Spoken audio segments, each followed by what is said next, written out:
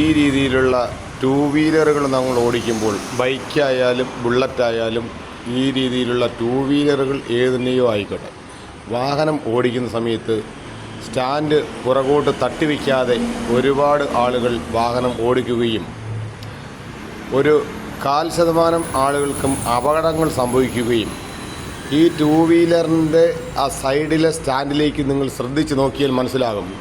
Side stand വാഹനം അറിയാതിരിക്കാൻ വേണ്ടി മുന്നോട്ടാണ് അടിഭാഗം വെച്ചിരിക്കുന്നത്. അത് കാരണം വാഹനം ഓടിക്കുന്ന സമയത്ത് ഹമ്പിൽ കയറുകയോ റോഡിലുള്ള ഹമ്പിലോ ഇടതുവശത്തേക്കുള്ള വളവുകളിലോ നിങ്ങൾ തിരിയുന്നു എങ്കിൽ, പ്രത്യേകിച്ചും റോഡുകളിലാണെങ്കിൽ ഈ സ്റ്റാൻഡ് തറയിൽ ചെന്ന് കുത്തുകയും വാഹനം ഒരല്പം പൊങ്ങി മറ്റെവിടെയെങ്കിലും പോയി അപകടത്തിൽപ്പെടുന്നതും, ഇത് മെയിൻ റോഡിലാണെങ്കിൽ പുറകിൽ നിന്നും വരുന്ന വാഹനങ്ങൾ നിങ്ങളുടെ മുകളിലൂടെ കയറി ഇറങ്ങി പോവുകയും അത്തരത്തിലുള്ള അപകടങ്ങൾ സംഭവിക്കുകയും ചെയ്യും. അതുകൊണ്ട് വാഹനം ഓടിക്കുന്ന സമയത്ത് നിങ്ങൾ സൈഡ് സ്റ്റാൻഡ്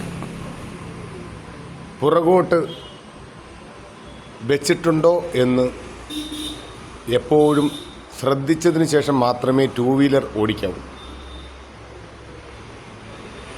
ഇപ്പോൾ ഇറങ്ങുന്ന പുതിയ വാഹനങ്ങളിലാണെങ്കിൽ സൈഡ് സ്റ്റാൻഡ് പുറകോട്ട് വെച്ചില്ല എങ്കിൽ വാഹനം സ്റ്റാർട്ടാകത്തില്ല. ആ രീതിയിലാണ് ഇപ്പോൾ ഇറങ്ങുന്ന വാഹനങ്ങൾ. എങ്കിൽ അനവധി വാഹനങ്ങൾ ഇറങ്ങിയിരിക്കുന്നത് സ്റ്റാൻഡ് താഴേക്ക് ഇരുന്നാലും ഓടിക്കാൻ പറ്റും ആ രീതിയിലാണ്. അത് കാരണമാണ് അപകടങ്ങൾ ഉണ്ടാകുന്നത്.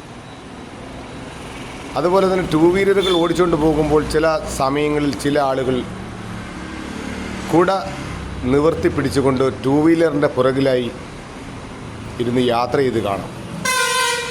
അത്തരത്തിൽ വാഹനം ഓടിച്ചു പോകുന്ന സമയത്ത് പുറകിലിരിക്കുന്ന ആൾ വാഹനത്തിൻ്റെ വേഗത എടുക്കുന്ന സമയത്ത് കാറ്റ് പിടിക്കുകയും മറിഞ്ഞിടിച്ച് തറയിൽ വീണ് മരണപ്പെട്ട സംഭവങ്ങളും ഇന്ന് നിലനിൽപ്പുണ്ട്. അതുകൊണ്ട് ടൂ വീലറുകളുടെ പുറകിൽ കുട നിവർത്തി പിടിച്ച് ഒരു കാരണവശാലും യാത്ര ചെയ്യരുത്. നിങ്ങൾ മറിഞ്ഞടിച്ച് താഴെ വീണ് നിങ്ങൾക്ക് അപകടം സംഭവിക്കാം, ചിലപ്പോൾ മരണം വരെ സംഭവിക്കാം. അപകടം നിങ്ങൾക്ക് എങ്ങനെ ഒഴിവാക്കാൻ പറ്റും എന്ന് നിങ്ങൾ നേരത്തെ കൂട്ടി ചിന്തിക്കണം. ശ്രദ്ധിക്കുക. ഇത്തരം കാര്യങ്ങൾ ഓർമ്മ വെച്ചുകൊണ്ട് മാത്രം ടൂ വീലറുകൾ കൈകാര്യം ചെയ്യുക. അല്ലാത്ത പക്ഷം നിങ്ങൾക്ക് അപകടം ഉണ്ടാകുന്നതായിരിക്കും.